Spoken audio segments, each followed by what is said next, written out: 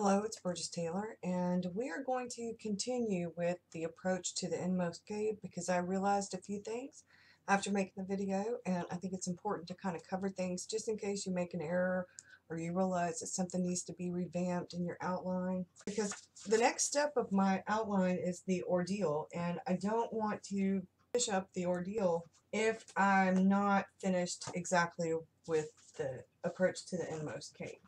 I have taken some notes. I went back through and kind of did a summary of what's going on with my hero up until this point, up until the end of the innermost cave, approaching the inmost cave, I guess.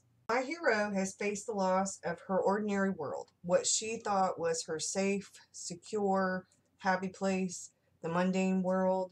She's realized that it was a false sense of security and stability, a false sense of happiness. She's gone from running away from the witchy family business, being thrust into it after her grandmother's death without ample time to mourn. She's now training to become the head of her family's coven with the mentor. And the mentor has made it clear that as the most powerful witch of her line sits her ancestor, Scotland Winter. This is the one who escaped Scotland while her mother was burned at the stake, and mother made sure that the husband and the daughter survived and left. So the daughter of the woman who was burned, which is a hero's ancestor, this is an extremely powerful witch even as a child. So that's survival was a necessity. Now she's training. She's the only one with the abilities, the capabilities, with the aid of her friends and allies, family members, that has a chance of defeating the witch hunters. Her training's not exactly what she expected. Up until this point, things have come easy to her. The last time she was in training for the witchy stuff, she was 16, 17 years old, right before she left, right before her grandfather was killed by witch hunters. She'd been in training her whole life. So she's not a novice by any means. She's not an amateur. She's not a beginner. She left when her grandfather died, right before she went to go to college, right when she was graduating from high school, when her grandfather was killed by witch hunters. That was it. Going to college was a good enough reason to get away. It led to more running away, internally and externally. She stayed away. She didn't want anything to do with the witchy business world. So now, though, she's realizing that this is much harder, this training, because not only is she just training and learning to hone her abilities, she's learning to control powers that she didn't even realize she had. She has suffocated off much of her power, and during all this time in the mundane world, and things have seeped through like dreams and visions, wishing, a little bit of ESP. Things have seeped in. She could see ghosts and stuff. Those were just things that seeped in from her squashing down her power, instead of honing her power as she would have had she stayed or went back after college, went back home to Harmony and honed more of her power. So she's training, and she feels inadequate. She doubts herself. She doubts her abilities. But her mentor promises her that she has the capability, the power to try harder. And up until now, like I said, things have come naturally to her. But she's so focused on revenge that she can't really see anything else. And they're at a retreat, and where she's training, her grandmother comes to her again. Her grandmother's ghost comes to her again, and her grandmother tells her to stop thinking so much and to start feeling her powers, they're inside of her. They are a part of her. They have been a part of her since birth. That she's ignoring what's right there in front of her, right there inside of her, because she's so hell-bent on revenge, and she's so focused on thinking. The facts, the facts. I know. Well, feel. She's got to feel it. And that's why she's feeling inadequate and why she's not feeling up to task, is because she's not in tune with herself. She's not remotely. And the mentor keeps telling her this, but then her grandmother steps in. The ghost of her grandmother steps in and says, excuse me.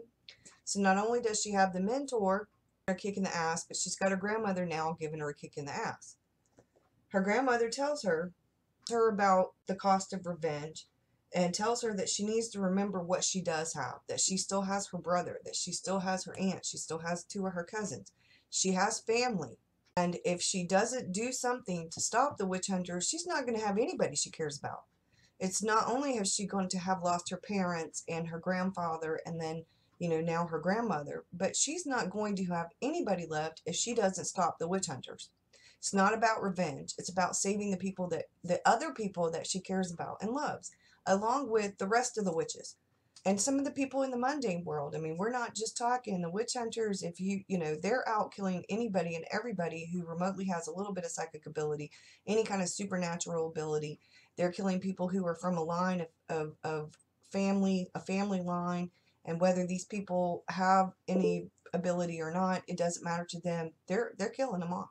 At this point, mentor first continues with her training after her grandmother comes to see her, and she starts focusing more on her feelings, her intuition instead of the facts, and what she does surprises her. Mentor is pleased and tells her so, and they are celebrating the fact that she has, you know, opened up herself to her power and has accepted these things. Right about this time, like I said, they're at a retreat. Right about this time, along comes a new person, and he is claiming that they have a mole. They have a spy amongst them and they're like, well, they realize who he is right away. He was a witch hunter, and he tells them, no, I'm not, I've left, and he shows them the scar where he had the tattoo removed, and he tells them, look, I'm out of it. I realized what they were doing. They're killing babies. They're killing mothers. They're killing children. They're killing anybody and everybody that, you know, it's gotten way out of hand. And he said, you know, he didn't have a problem arresting people or killing in self-defense, people who were abusing their power, people who were killing people, people who were stealing, that kind of thing. He said he didn't have a problem. But he has a problem when it comes to killing innocents. He doesn't believe in killing innocents, nor does he believe in killing people who are good people, who aren't doing anything wrong. He has no problem with witches whatsoever at all. He just has a problem with people who are abusing power, who are doing the wrong thing. And he said the witch hunters are very much doing the wrong thing. When he first got involved, he didn't realize exactly what they were doing. He thought they were hunting out supernatural beings and killing those supernatural beings. He didn't realize they were quote unquote witch hunters. He thought they were hunters. So his thing is, no, he said, and I'm telling you now, you have a mole. Someone amongst your ranks is working for the other side. And right about that time, my hero's second or third cousin, I haven't figured out the fine details yet, but they've grown up together. So he's a childhood friend and a distant relative. He tries to sneak out of the camp, of the retreat, of where they're at. He tries to sneak out. The mentor catches him.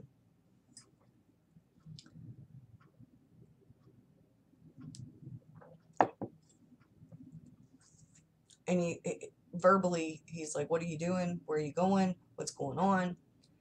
And my hero steps in. And my hero's talking to him. She's like, what are you, what's going on? Because she's at this place where she's finally got some hope. She realizes she has this power. She's learning how to hone it and control it. She's doing really well after visiting with her grandmother's ghost. She realizes that she's going about it wrong, and she starts to feel a little bit better about herself, more confident, more aware. And then now this. So he goes off, and he tries to use his power against her. And when he does this, the mentor steps in, because that's his job. He's a trainer, he's a teacher. He saves Iris's life, but in doing so, he gets hurt. He's very hurt. He's not dead, but he's very hurt. Realized it's not time for my mentor to die yet. During the fight, The mentor's hurt by her relative, loses it. I mean, she zaps him. I mean, she zaps him and he disappears. Where he's gone, she doesn't know if he's dead. The mentor is hurt pretty bad. She has to figure out how to heal him. Doesn't even know if she can heal him. She has that ability, but she doesn't know, and she's freaking out. Doesn't know even what she did to make the guy disappear, like I said, or if he's dead. So she has to choose between, right here, she's like, oh my God, freak out time, or eat your shit together and don't panic and try to heal your mentor and let's go from there. So that's where we're at right now. And then we're going to get to the big ordeal because this is next. What she chooses to do. Does she panic and go off all by herself and dwell in all that negativity when she just has some hope, or does she try? Does she get the courage together to try to heal the mentor? Because if she heals the mentor, at least somewhat, then there's something else that's going to happen that's going to take her into the inmost cave. Maybe it's the fact that she made him disappear and then she deals with the guilt. Stay tuned. We'll get to that. Thank you. Bye.